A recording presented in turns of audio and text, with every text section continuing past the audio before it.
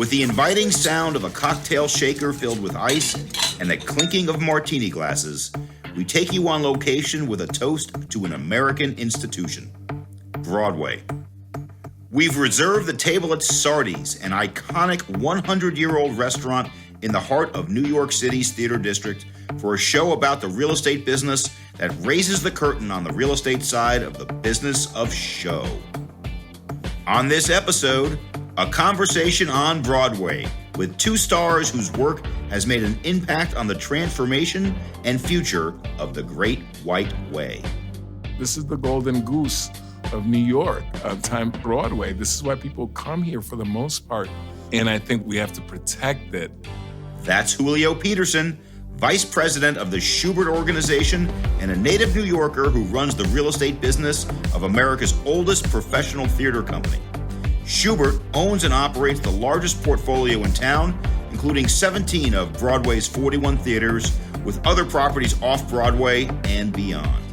If you spend any time in a Broadway house, as they call it, and you go backstage and whatever, you realize that they were not made for the 21st century. I don't even think they were made for the second half of the 20th century.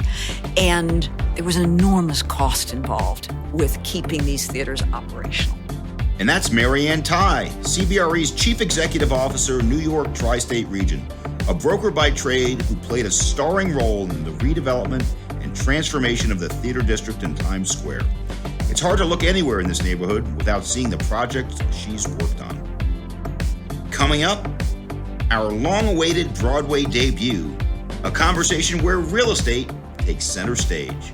I'm Spencer Levy, and that's right now on The Weekly Take.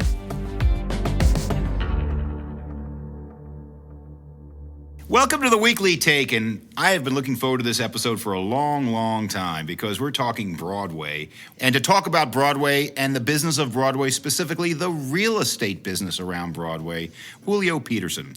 Julio, thank you for joining the show. Thank you. Thank you for having me. And then one of my, I'm really privileged to have her as my colleague, my friend. I've known her for almost 30 years, Marianne Tighe, who needs no introduction. Marianne, thank you for joining the show. Thank you, and I'm such a Broadway fan since childhood, so this is a treat for me too. And I'm a big fan of Marianne. Oh, well, there you go. Well, you know what? We could talk about our Broadway experiences, and we will. I can't wait to tell a story about my grandma Bess when she was taking me here when I was a little kid. But to start, why don't you just tell people who you are and what you do, starting with you, Julio. I've been here 23 years, born and raised New Yorker, Upper West Side, before it was really nice. And I remember coming to Times Square when it definitely was not nice. But with folks like Marianne and a lot of other individuals, and obviously the Shubert organization, we've really changed Times Square. We want to keep it that way. So I'm just really excited to be here and be part of the Broadway community. And I'm just a lifelong New Yorker who really loves the city and wants to see the best for the city. That's great. Thank you, Julio. And Marianne, though you need no introduction, tell us a little bit about who you are and what you do. So I'm basically a New York City commercial real estate broker. And I've spent an extraordinary amount of time actually in the Times Square area because I was on the board of the new 42nd Street that was tasked with basically transforming the theaters on 42nd Street from porno houses to the marvelous theaters that they are today. And I also did the very first building of the redevelopment. It used to be called 4 Times Square. It's now called 151 West 42nd Street. Why you would have that name, I have no idea. And I also did the last building of the redevelopment, which was the New York Times building. So I feel very close to the street, to the bow tie, as we call it, and to the whole district. Marianne, how did the district have the vision to be able to do these great developments in what was a underdeveloped area? Well, you have to really go back to the New York Times.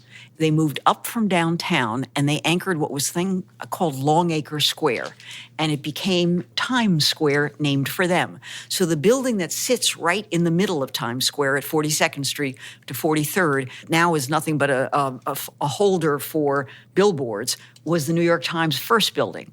And then they proceeded to move to what we call 229 West 43rd Street, and Times Square has seen so much change, and it's had its ups and downs. And the organization that Julio leads, whose real estate Julio leads, has been instrumental in this. So you want to talk about the Shuberts? Sure. I remember right out of Cornell, I went to work at the New York City Economic Development Corporation. That was in 1990. And that's really when a lot of the development was going on in Times Square.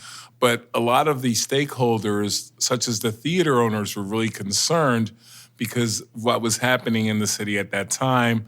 If you remember, there was a lot of crime and there were a lot of vacant lots and all kinds of really bad things happening, and people were skeptical, kind of like they are a little bit now, of coming to Times Square. And so it's just been a big effort from the public-private perspective, and also a lot of the lenders that really felt like they could invest in this area. So it's been really amazing. So, Julio, let's set the table. We are sitting here at Sardi's. I'm looking on the wall at the portraits, and I see portraits of Richard Burton, Mary Tyler Moore, Brooke Shields. I can go right down the line. Liza Minnelli. The list, Robert Goulet. I mean, I could just shout out names of what's in the room behind me right now. Vincent Price is over there. But, Julio, I think that people understand the gravitas of the area, Broadway generically. But I don't think people understand specifically the role of the Shubert organization in maintaining and creating that gravitas. Tell us a little bit about that. Sure. The Shubert organization has been around for over 100 years, founded by the Shubert brothers, Lee and J.J. Shubert. And we presented shows during the vaudeville era. The Shubert brothers were very aggressive buyers of theaters.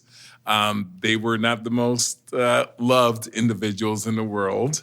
However, they were able to build this amazing company. And later on, as time passed, Jerry Schoenfeld and Bernie Jacobs, who were lawyers for the Shubert brothers, wound up running the organization over time. In the 60s, 70s, 80s, it was really difficult time in New York, and Times Square was definitely losing its steam. There was a lot of violence and other activities. Being a New Yorker, I can tell you that I used to go and watch the karate movies on 42nd Street, and it wasn't always an easy walk. But as a New Yorker, I could still feel like I could come down here. The Shubert organization was really instrumental, and Jerry was really at the forefront of bringing together city government, civic organizations, the business community, Broadway, and people followed him and his agenda because they knew that Broadway was the heart of this area. So he was able to rally folks to put pressure on the city, the state, and initiatives that, like the Times Square redevelopment project where Disney came, were started. I remember Jerry Schoenfeld telling me that he went to Mayor Koch one time and said to the mayor, "You have to do something about Times Square." And the Mayor Koch supposedly said to him that, "I'm not going to do anything because you can't leave." And Jerry kept on pushing, and a lot of people were annoyed because of the way he pushed, but he really understood the importance of the theaters, and he wanted to preserve the American theater. He was a very big fan of that. And so he really was able to do that in a way that not too many people were able to galvanize all that support. One of the things that has really been transformational for this district is an idea that the Shubert organization generated, which was at some point, I don't know if you remember, Julio, when, I don't remember when the theaters were landmarked. Now, these are old theaters, and if you spend any time in a Broadway house, as they call, and you go backstage and whatever, you realize that they were not made for the 21st century. I don't even think they were made for the second half of the 20th century. And there was an enormous cost involved with keeping these theaters operational. And somebody at Shubert, I know it was you guys, had the idea of taking all the air rights that rest over the theaters, because you can't build on them, they're landmarks, and creating a district into which you could float those air rights. Correct. By the way, this is a business Julio can tell us in depth about because he's the merchant of the air rights. But by doing that, what happened with Broadway is it became nestled in the midst of a residential and commercial district that didn't exist till the air rights could float to those locations. Correct. And so this was in the 80s. The Helen Hayes Theater had been demolished, and that there was a big outcry because theaters is not the best and highest use of real estate. You may have 8 shows a week. You're not generating revenue off that real estate like you would in a hotel or an office building throughout the day. And so when the Helen Hayes Theater was demolished, there was this huge outcry that Broadway was going to disappear, in essence, because you can knock down one of these theaters and build a hotel, and that's the highest and best use, or knock down a whole block of them and build an office building and get really nice rents with people like Marianne negotiating the lease. So the city imposed this landmarking restriction on us, in addition to the fact that they required our use to be established for the presentation of legitimate theatrical attractions, meaning that not only was our structure landmarked and we didn't have an ability of altering that structure, but we also had to present legitimate theater within those buildings. So that was kind of like a double whammy on our real estate. So we actually sued the city.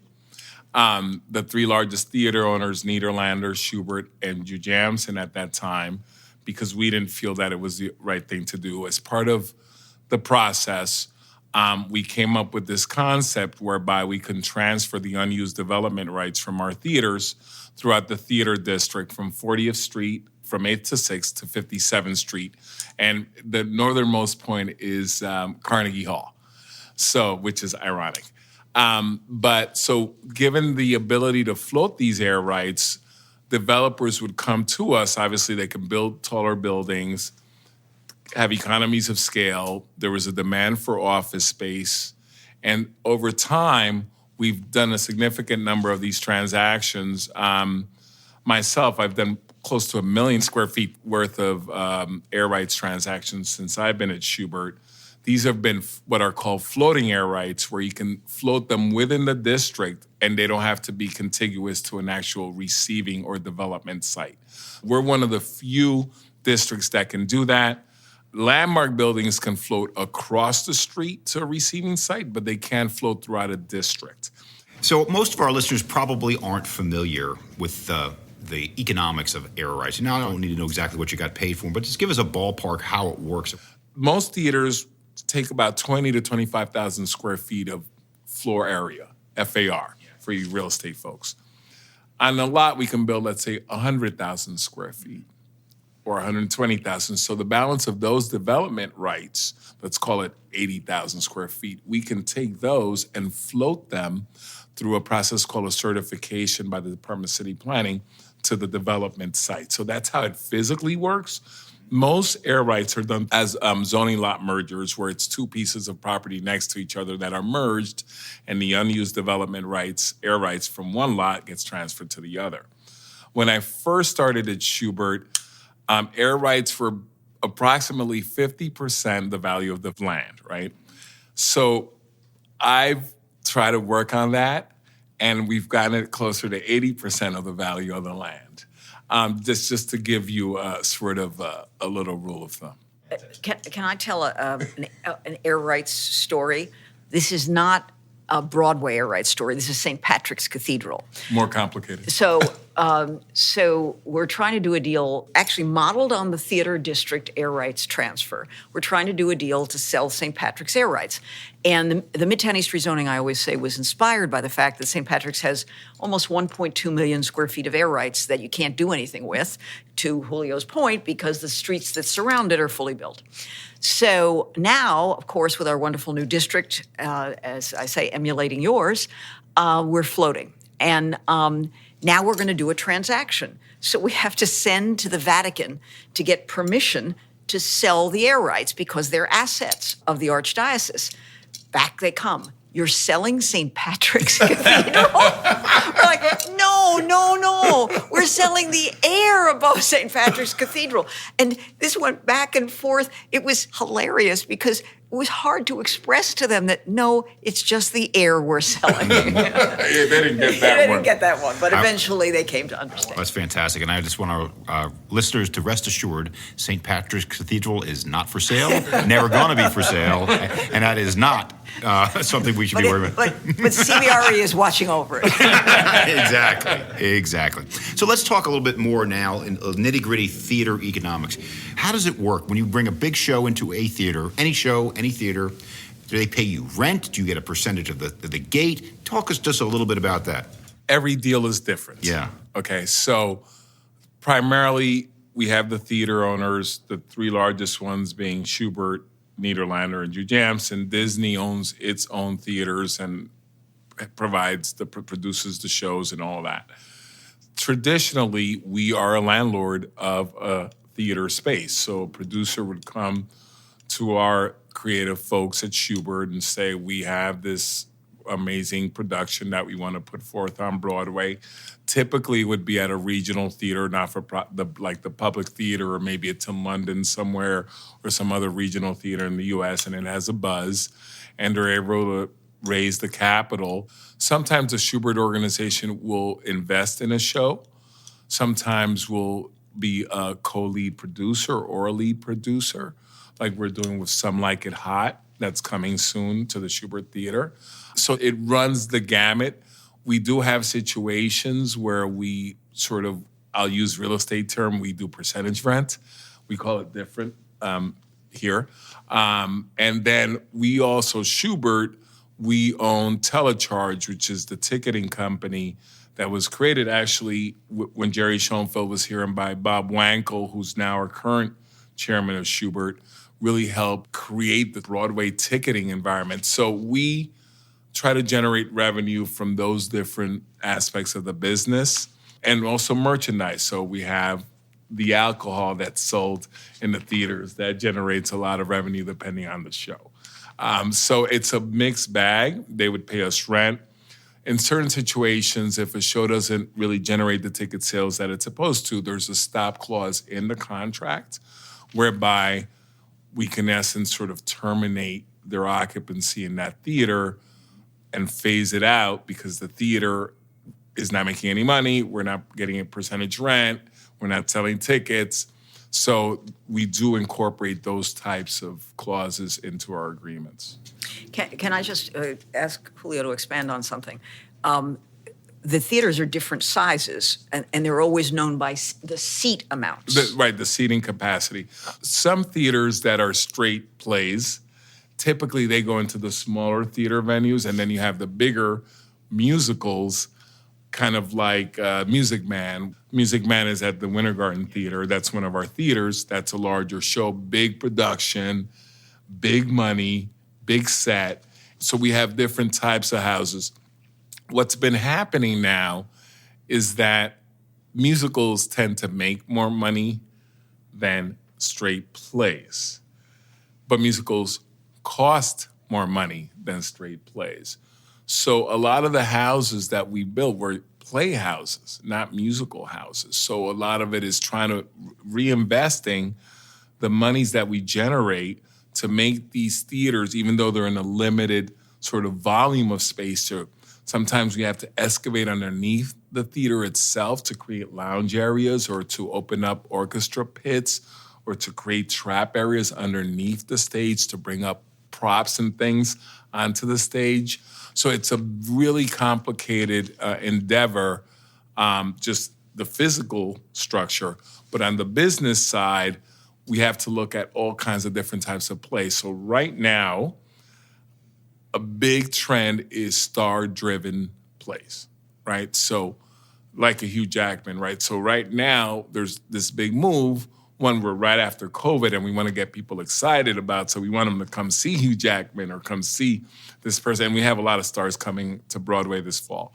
Samuel Jackson just opened up in a piano lesson. That's been very, very good for us. So it's a matter of the right timing, making sure now that it's sort of a star-driven play, unless it's a really great story like a Hamilton was, which wasn't star-driven. But that's where we are in the business cycle now, and trying to get that energy back. So let's talk about that very issue, because it really has two parts to it. One is just the theater business, how many people are coming back, but the other is really to you, Marianne.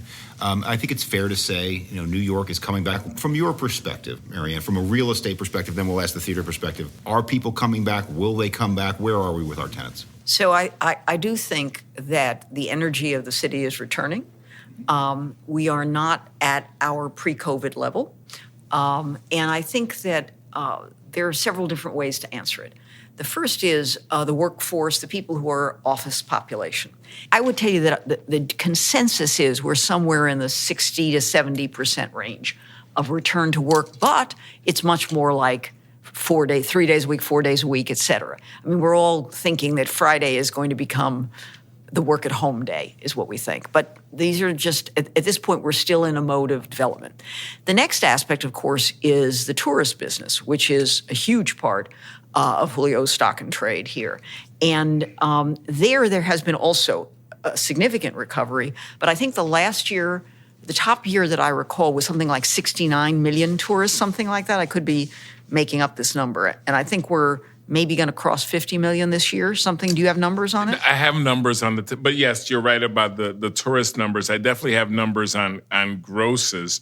I can tell you in 2018, 2019, we grossed $1.829 billion gross ticket sales over a 52-week period. And this was just for Broadway. This was just for Broadway. Right. And then 2021, which is right now we're at the 42nd month, we're at $845 million.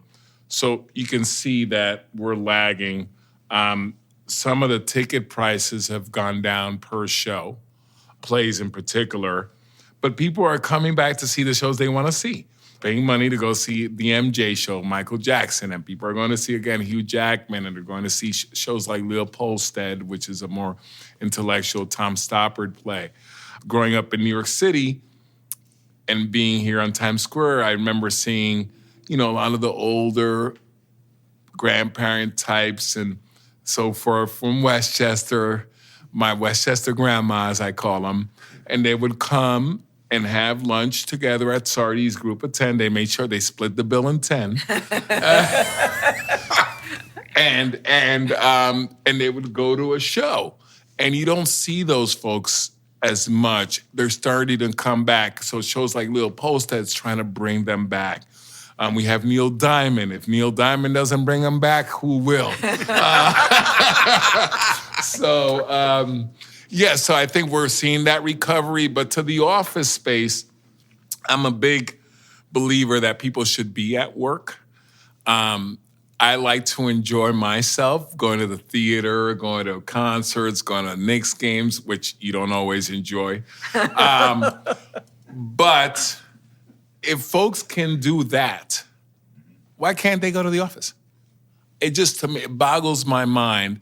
And then it's sort of selfish from my perspective, because the New York City economy relies on people buying a bagel in the morning and a coffee and buying a sandwich and some chips and a soda for lunch.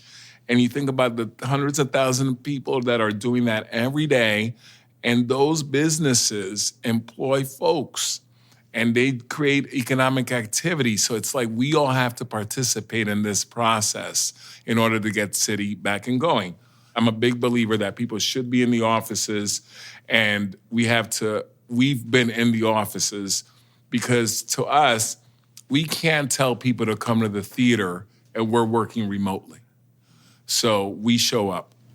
Let me point out that one of the successes of New York real estate in the last few years has been residential, to the point where we have real constraint on availability in residential, and we're seeing really the highest numbers we have ever seen for market rate rental, and in certain markets, condominium. And I do think that if we look at what was transformative here in this district, in the Times Square district, where we see so much residential having bloomed, if we look at downtown post 9/11, where again we see tremendous conversion having taken place, I think we're going to see more of that. It takes time, however, to enter sort of the bloodstream of the industry, but people may not always be coming to work, but they sure as shoot and want to live here. So there's a whole lot of that going on. Some hotels have not reopened.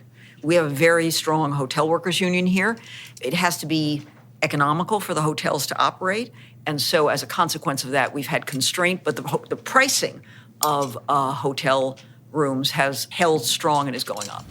It certainly has for me, because I no longer reside in New York, so I stay at the finest Courtyard by Marriott's for quite a bit more money than I did before, Marianne. Let me just say it's St. Regis type prices. Speaking of the St. Regis, Julio, the best story I can give you about Broadway was about my Jewish grandmother, who used to take me here to Broadway within blocks of here. She used to work for the Department of Transportation, and she would get tickets. I guess they got a deal on tickets. She'd take me to lunch at the St. Regis. She didn't have two nickels to rub together. Don't know how she pulled it off. I must have gone 50 times to Broadway. Best memory of my life. So it's amazing. I wanted to say something about that. The first show I went to was Annie, and we had free tickets for the New York City public school kids. That was the first show I went to. I was a little kid. But I grew up in public housing. And one of the things that we have to do is that we have to make New York City affordable for folks. And I know that the real estate community is big on, maximizing how much they're going to get in rents for this and that. But I think part of the real estate community's obligation is that, as I tell a lot of the developers, you can't always hit a home run. Maybe you could hit a single on this transaction and a double and steal third, or get a sacrifice fly and you'll get home. We need to work on affordable housing in a real way. That's housing where people are proud to be in their house and are going to clean the sidewalk and make sure it's not dilapidated. And I think there's an opportunity for us to do that now in some way. I think we have to really make an effort to make people find good, affordable housing that's clean, that's nice, and they feel proud of it so their kids can feel proud of themselves. Broadway has been such a leader in making the theater accessible. I think that very early on, Broadway's leadership came to recognize that they wanted to fill the theaters, but they also wanted to build the next generation of theater goers.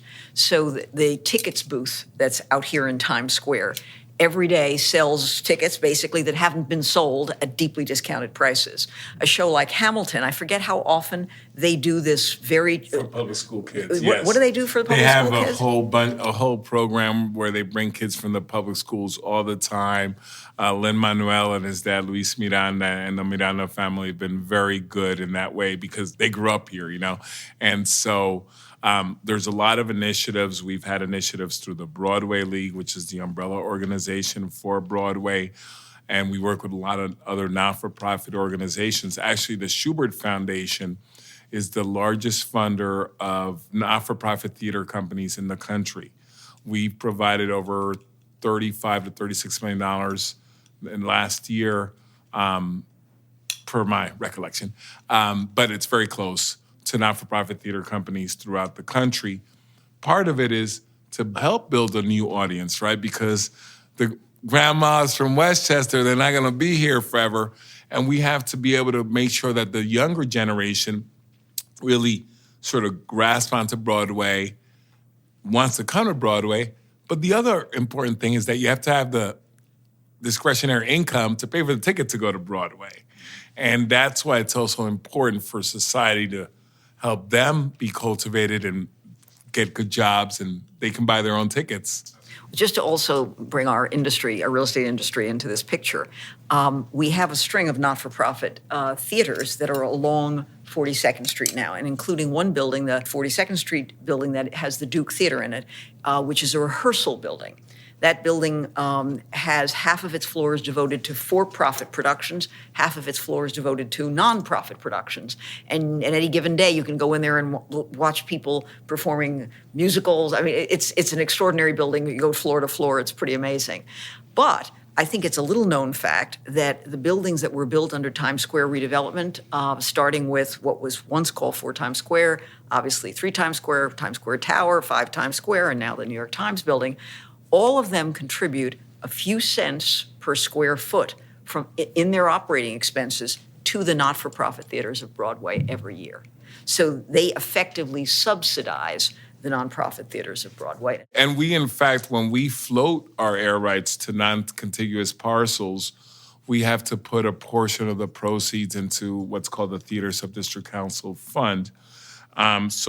We've raised in that fund over $10 million that would go to not-for-profit theater companies again. And part of the thought was to build a new generation of theater goers, and that's been in mind of folks for a long time. I know ever since I've been here. And the Shubert organization provides a lot of funds to arts education and things like that. Great. Let's go back to the real estate, big picture real estate angle for just a moment. Live, work, play environments, experience environments. And what I've seen now globally is the new hub of these areas are theaters. Not always Broadway or live performance theaters, but it could be Madison Square Garden. It could be another type of entertainment venue. Marianne, were you, I hesitate to say ahead of your time, but did you form the model of what might be a successful thing nationally or internationally?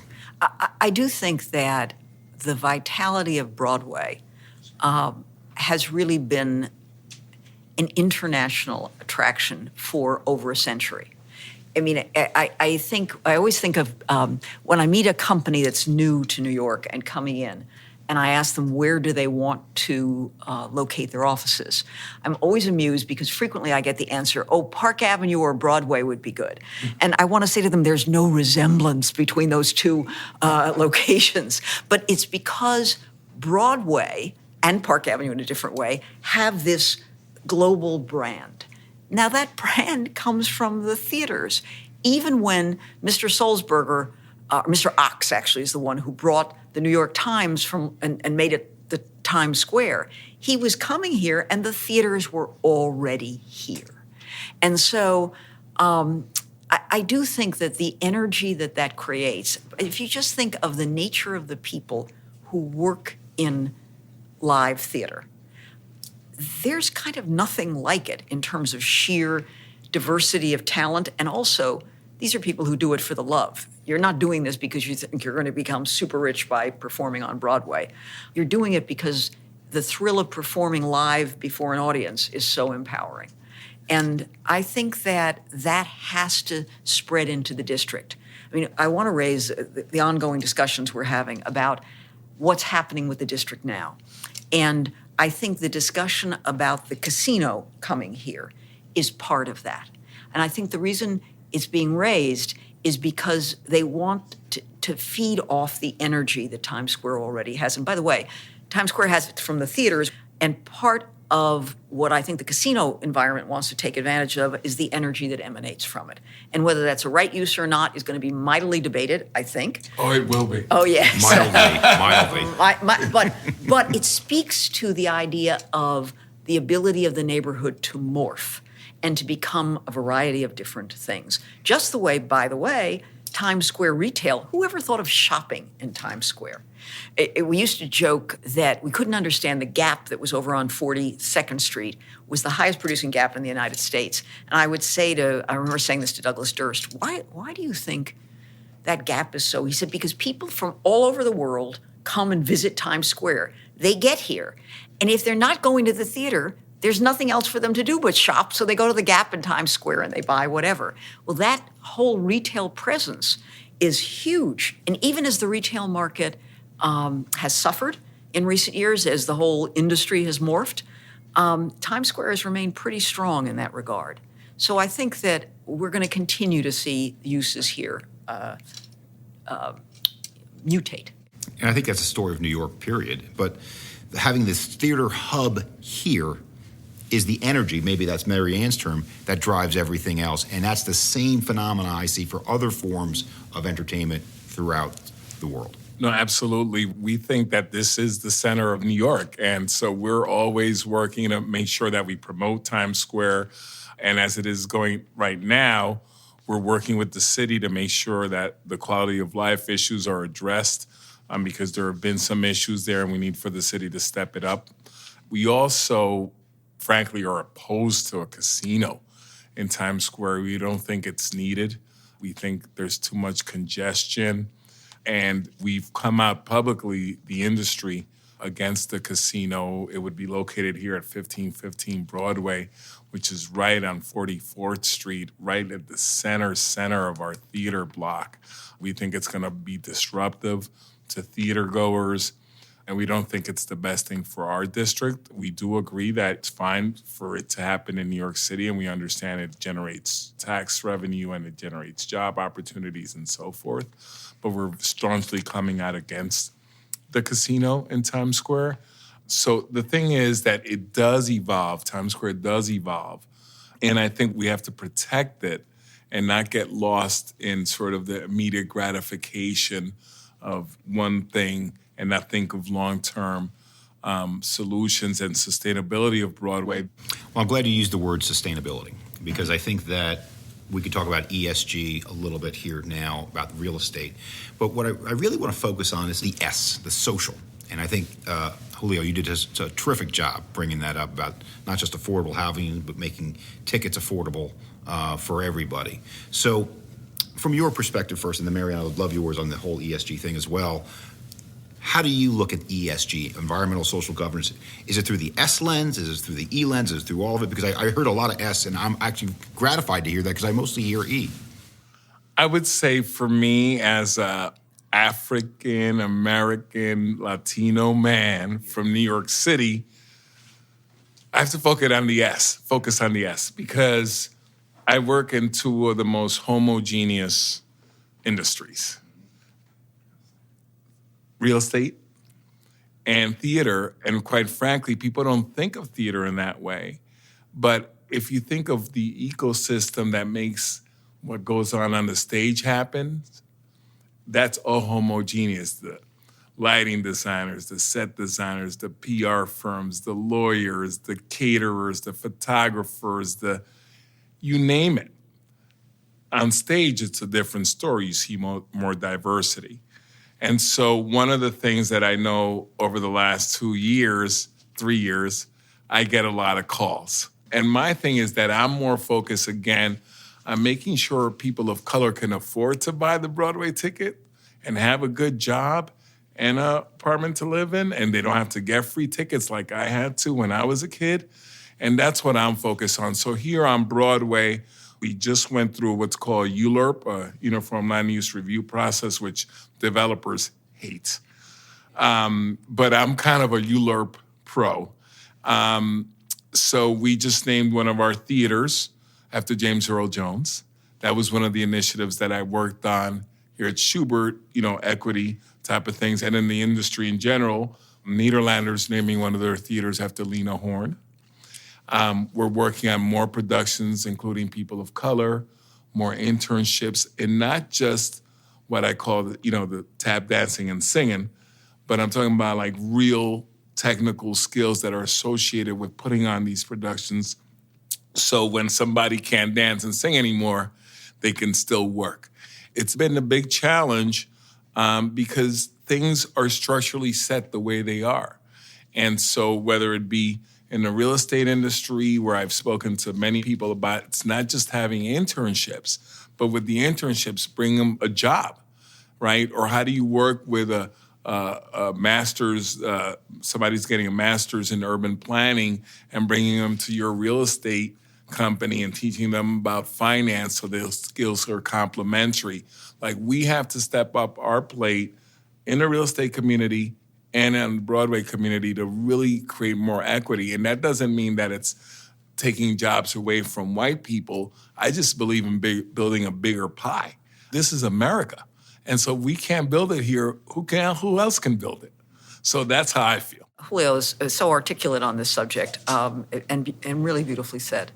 The one thing I would say about New York City that I think is as much as the bedrock is part of our foundation, so is this.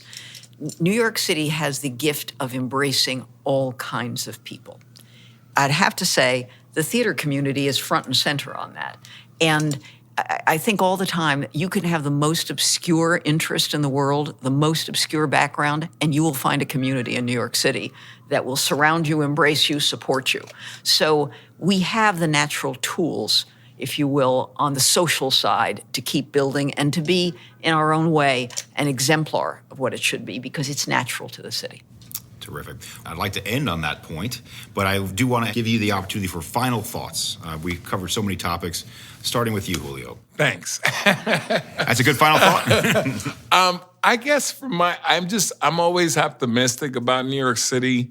A lot of people were leaving New York when COVID hit. I'm not going to make any judgments about people, but my philosophy was let them leave. If those people want to be here when New York is only good, and then when, pardon my friend, the shit hits the fan, they're going to leave, they're not real New Yorkers. So I believe that because we're always going to come back. We came out from the 9/11. We came back after this. We came blackouts. We seen it all. And so I just believe in New York, and we're going to keep on doing whatever we can to make the city better and bring people back to the theaters, and Marianne's going to bring them back to the offices. And just to say a thought or two on Broadway, I think many times that there is almost nowhere else in the world that I have had as many indelible experiences as I have had on these few blocks that we sit today, where I can call up from different parts of my life a moment, a night, a performance, and remember it vividly. I think that's true for millions of people. And I think if you have that and you have that energy, you can survive anything.